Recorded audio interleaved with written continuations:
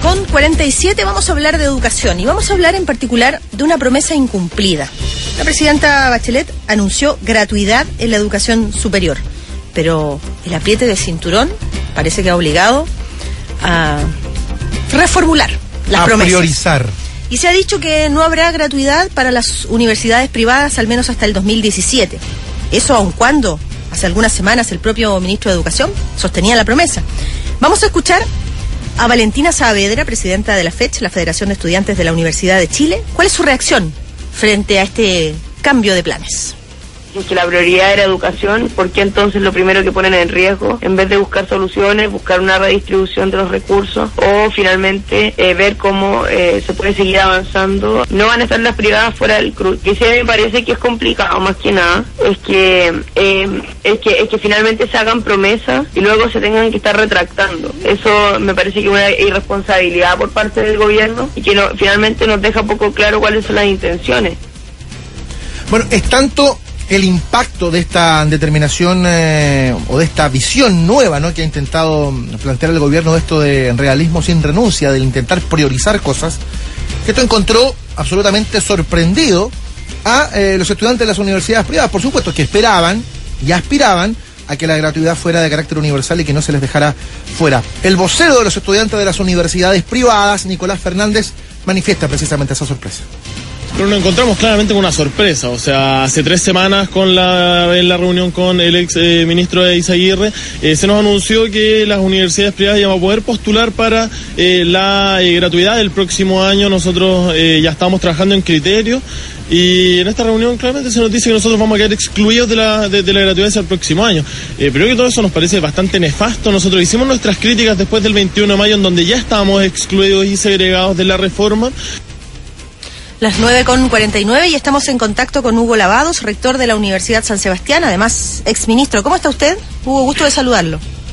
Mucho gusto de saludarle, Scarlett. Gracias por la llamada. Bueno, yo quisiera preguntarle en primer lugar por este cambio de escenario, porque hoy es 17 de julio. Hemos conocido este anuncio hace una semana. Esto es un cambio de planes en mitad de año que los sorprende a ustedes y los obliga también a enfrentar una nueva situación. ¿Cómo la enfrentan? Porque ¿qué podría ocurrir, por ejemplo? Que las universidades privadas tuvieran menos matrícula, porque si en las públicas va a haber gratuidad para muchos, ¿qué papel juegan, verdad, las privadas?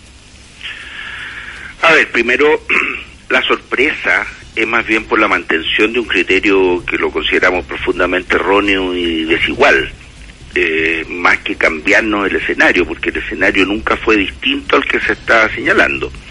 Y en segundo lugar, los temores de disminución de matrícula, nosotros por lo menos no los compartimos, porque lo que va a pasar en el escenario que ha anunciado el gobierno, en que no va a haber incremento de admisión en las universidades que ingresen al tema de la gratuidad para un porcentaje de sus estudiantes, eso significa que como la cantidad de personas que desean estudiar en la universidad es relativamente constante, significa que probablemente en el margen, en algunos casos, se puedan producir traspasos. No creo que tenga un efecto importante. Para nosotros, en mi opinión, los temas más relevantes son dos. Uno, la discriminación que se hace hacia nuestros estudiantes, que la consideramos muy grave y muy poco justificable. Y en segundo lugar, que nada garantiza el cambio de criterio hacia adelante.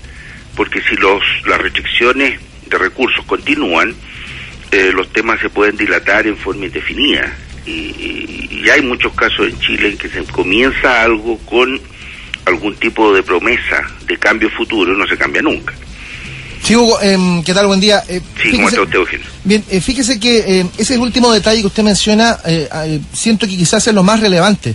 Es el término de la confianza, ¿no?, respecto de una reforma muy sensible, de un anhelo muy manifestado por la gente, ¿no?, de ojalá tener un sistema educacional que no implique una mochila posterior a la titulación.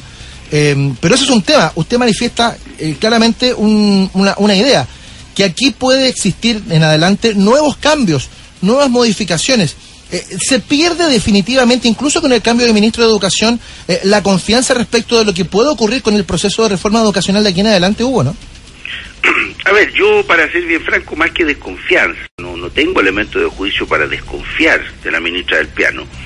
más que desconfianza, lo que estoy haciendo referencia son a situaciones reales que se han dado en nuestro país y en el contexto de una situación económica objetivamente apretada, donde los ingresos públicos son bastante difíciles de predecir.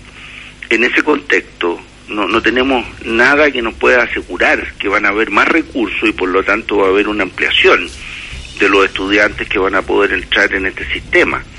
Ahora, el sistema de gratuidad, en el fondo, desde un punto de vista bien práctico y sin anteojera, es lo mismo que si los estudiantes tuvieran becas. Uh-huh.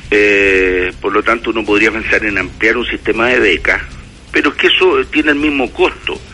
Yo creo que la única manera que podamos tener nosotros cierta certeza y nuestros estudiantes estar tranquilos es que hacia el futuro se señale hoy cuál es el camino, que eso quede definido, establecido, y que para el año 2016 exista de alguna manera incorporación de estudiantes de las universidades privadas que ya cumplen ciertos criterios. Yo creo que todo el planteamiento que se ha hecho en torno a los criterios que tienen que cumplir y que hoy día no es posible controlarlo, no son criterios completamente correctos, y más bien apuntan a una justificación de una medida que no han deseado modificarla. Hugo Lavados, usted ha sido ministro de Economía. Sí. Desde el punto de vista político, ¿cómo se ve esto? ¿Cómo lo lee la gente? ¿Prometer algo? Y luego decir a mitad de camino, en realidad los números que sacamos no eran tales, en fin. Mira, mi impresión, yo estuve de ministro, entré en un momento en que la economía está funcionando bastante bien, y a mitad de camino, en septiembre del 2008, tuvimos que apretar el freno de forma muy significativa, una crisis internacional enorme.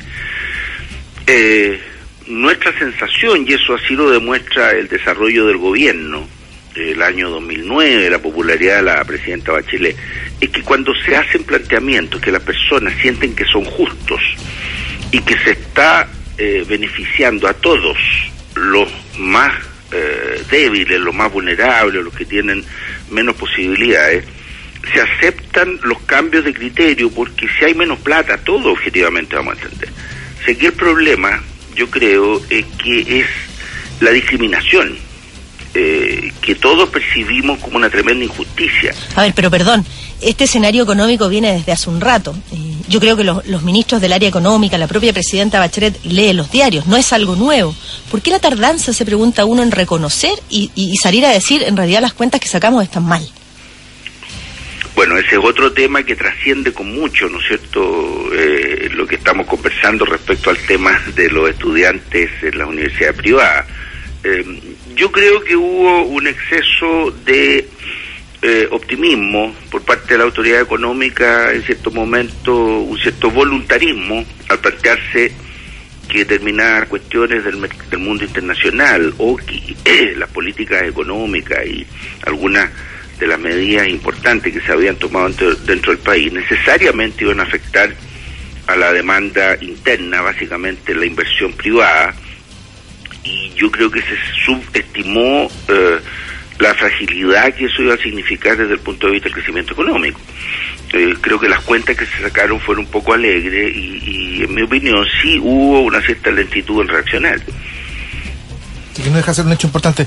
Hugo, volviendo al tema respecto de este cambio de criterio, ¿no?, respecto del tema de la gratuidad para el próximo año, se manifestaba y se decía que con esto evidentemente, y usted lo ha dicho, hay un acto discriminatorio. El temor de las universidades privadas pasa no solamente por el tema de que eventualmente pueda bajar la matrícula existiendo la oferta de gratuidad a las universidades del CRUCH, sino también temen que eventualmente pueda existir fuga de parte de los estudiantes que ya se encuentran hoy en las universidades privadas.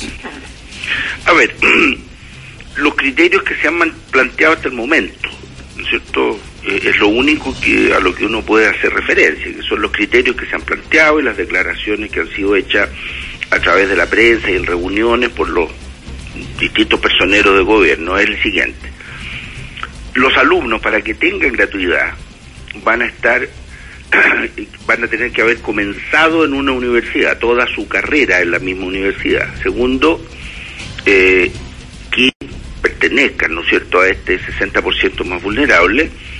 y las universidades no van a aumentar sus cupos en la admisión 2016.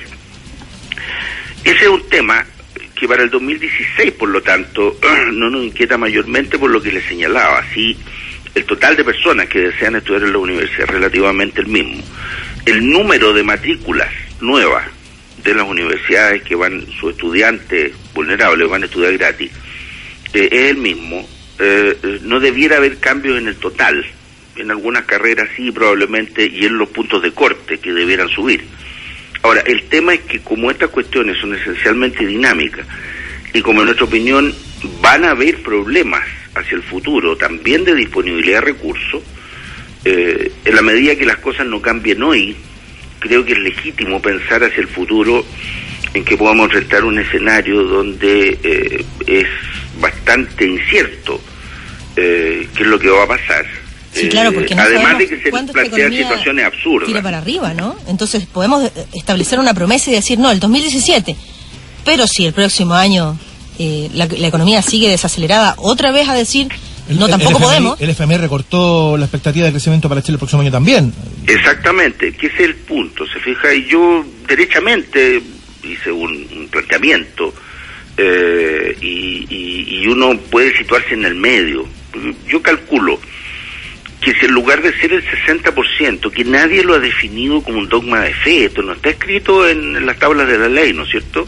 Que sea el 60%, en la misma cantidad de dinero, incorporando a todos los estudiantes, incluiría al 40% de personas más vulnerables.